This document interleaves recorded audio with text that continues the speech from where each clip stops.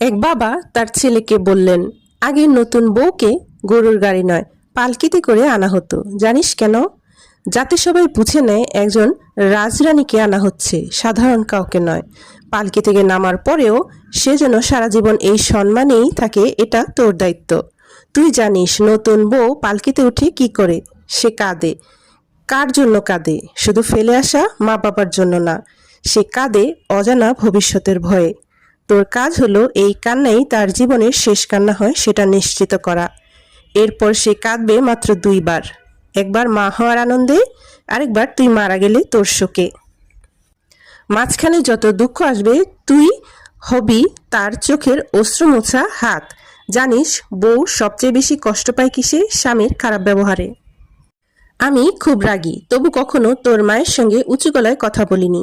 বিয়ে মানে একটা মেয়ের জীবনের ভার নিজের কাঁধে তুলে নেয়া। এই দায়িত্ব ভুলে গেলে সৃষ্টিকর্তার কাছে জবাবদিহি করতে হবে। সৃষ্টিকর্তা সবকিছু দেখেন, তোর পাল্লায় তুই যা দিবি তিনি তার পাল্লায় ঠিক তাই দেবেন।